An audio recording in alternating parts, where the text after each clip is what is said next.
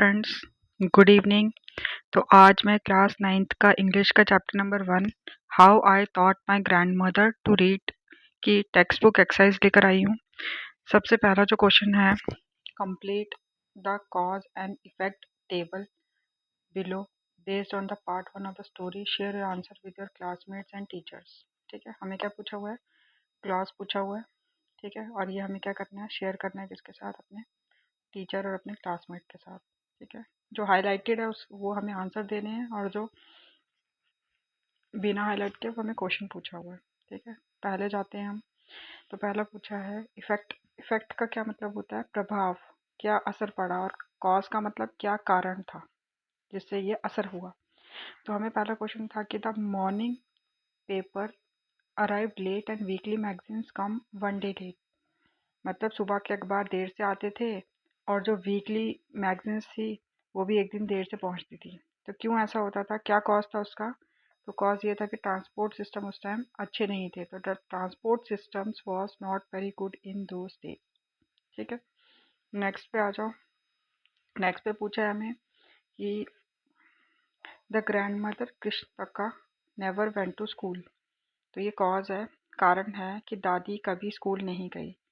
ठीक है, तो इसका क्या असर हुआ? जब वो स्कूल नहीं गई तो she was unable to read and write and had to depend on another. मतलब वह पढ़ने लिखने में असमर्थ थी और उन्हें दूसरों पर निर्भर रहना पड़ता था।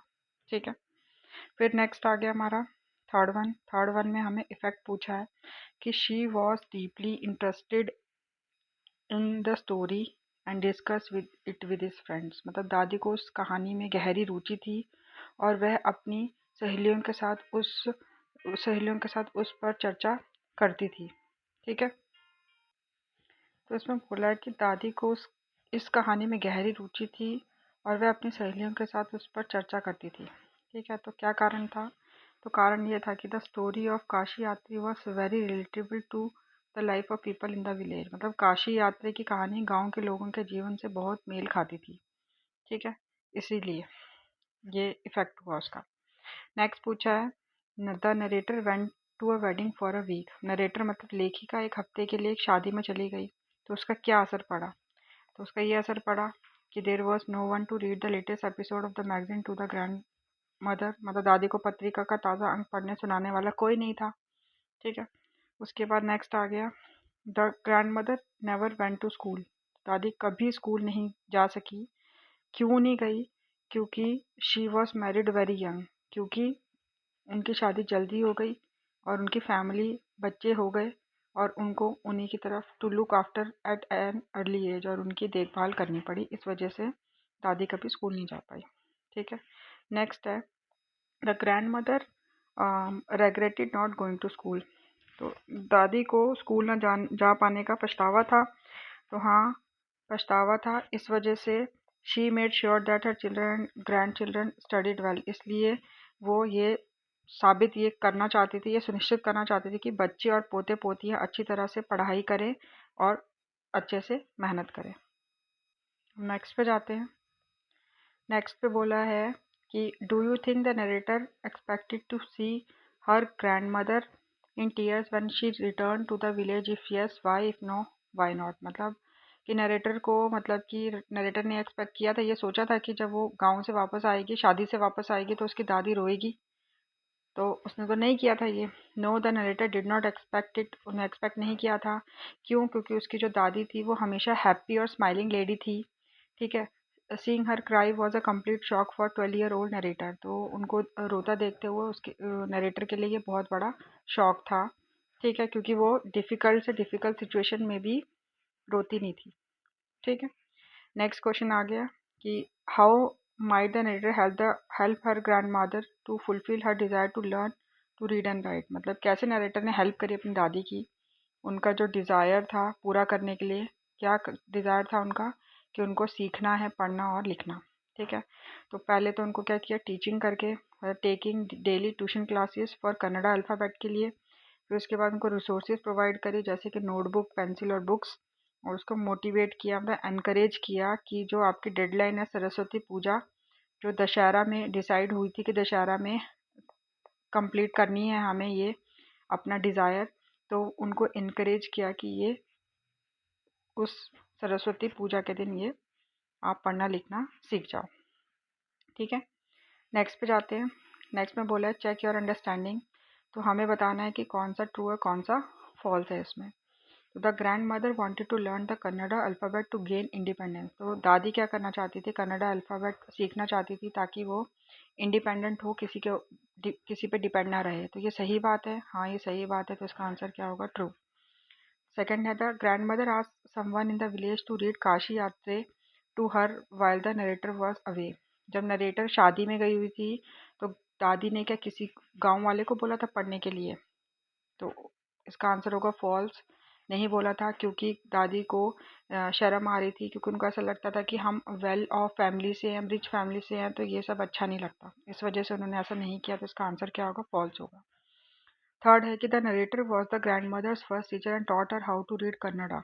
तो नरेटर जो थी वो ग्रैंड मदर की फर्स्ट टीचर थी और उसी ने उनको कन्नड़ा करना सिखाया। तो ये सही बात है, इसका आंसर ट्रू है। उसके बाद the grand mother believe that there was no age limit for learning. तो दादी का ये कहना था कि अ, कोई भी मतलब कि सीखने की कोई उम्र नहीं होती। तो ये सही बात है, ये बोला है दादी ने। फिर उसके बाद फिफ्थ वाला आ गया कि the grand mother touch the narrator feet as a mark of respect for her as a teacher. तो दादी ने क्या नरेटर के पाँव छुए थे, क्यों, क्योंकि एज मतलब उन्होंने उनको पढ़ना लिखना सिखाया था, तो एज अ रिस्पेक्ट, टीचर को रिस्पेक्ट करने के लिए एज अ टीचर उनके पैर छुए थे। तो सही बात है ये। ठीक है, सिक्स्थ वन है कि the narrator was disappointed with the progress her grand mother made in learning to read. तो नरेटर बहुत दुखी थी क्योंकि उसकी दादी बहुत प्रोग्रेस कर रही थी लर्निंग में। तो ये गलत बात है, नरेटर तो बहुत खुश थी और उसको बहुत प्राउड फील हो रहा था और वो फ्लाइंग कलर्स के साथ पास हुई थी। ठीक है, नेक्स्ट पे जाते हैं। अब बोला हुआ है कि read the extract given below and answer the question that follow. When I come back to my village, I saw my grandmother in tears. I was surprised, for I had never seen her crying even in the most difficult situation. What had happened? I was worried. Avva, is everything all right? Are you okay? I used to call her Avva, which means mother in Kannada, spoken in North Karnataka. She nodded but did not speak. I did not understand and forget about it. In the night, after dinner, we were sleeping in the open terrace of our house. It was a summer night and there was a full moon. Abba came and sat next to me. Her affectionate hand touched my forehead. ठीक है, तो इसमें ये था कि मैं जब गांव से वापस आई तो मैंने देखा मेरी दादी क्या थी, रो रही थी बहुत। मैं बहुत हैरान रही, मैंने उनको कभी भी रोते हुए नहीं देखा था। बहुत ज़्यादा डिफ़िकल्टी आई उनको, तभी भी वो कभी रोई नहीं। तो मुझे समझ नहीं आता उनके साथ क्या हुआ, मैं बहुत चिंता में थी। अव्वा को मैंने पूछा कि सब ठीक है, आप ठीक हो? ठीक है, और मैं उनको क्या बोलती थी, अव्वा बोलती थी, विच मीन्स मदर होता है कन्नड़ा लैंग्वेज में। एंड वो मुंडी हिलाती है बट कुछ नहीं बोलती है। तो मेरे को समझ नहीं आ रहा था, आई डिड नॉट अंडरस्टैंड, और मैं भूल जाती हूँ। फिर नाइट में जब डिनर के बाद हम लोग टेरेस में छत पे ओपन सो रहे थे तो वो आती हैं।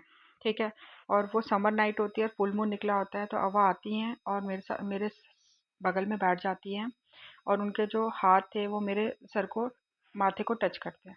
ठीक है, तो अब बोला हुआ है कि complete the following sentence with appropriate option. Option के साथ इसको कंप्लीट करना है। तो the face never seen her cry the most difficult situation tell us the grand mother was strong build. मतलब कि इसमें अंडरस्टैंडिंग कंसिडरेट बोल्ड नहीं होगा, स्ट्रॉन्ग बिल्ड होगा। क्यों?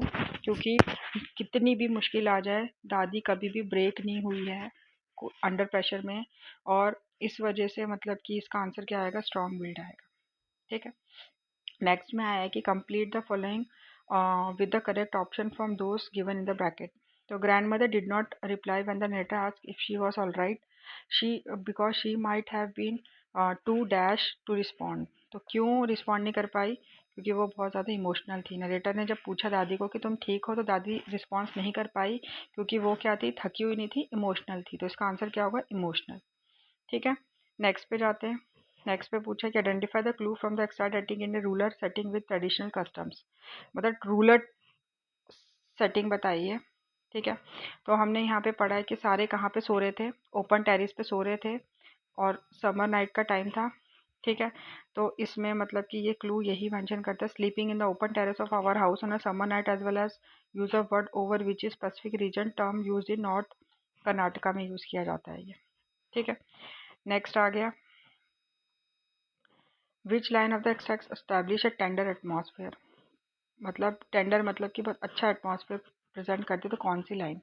तो वो लाइन प्रेजेंट करती है कि अव्वा केम, अव्वा आई, और वो मेरे साथ बैठ गई और मेरे सर को मतलब उन्होंने टच किया। ठीक है। इसमें हाईलाइट किया गया है कि दोनों दादी और पोती के बीच में एक लविंग बॉन्ड है। ठीक है।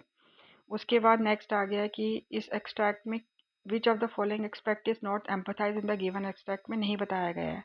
तो इसमें ये बताया गया है कि दादी को बहुत ज़्यादा पछतावा है क्योंकि वो एजुकेटेड नहीं है। ठीक है। बाकी का हम नेक्स्ट क्लास में करेंगे। Thank you so much. अगर अच्छा लगा होगा तो लाइक शेयर एंड सब्सक्राइब कर ज़रूर करना। Thank you.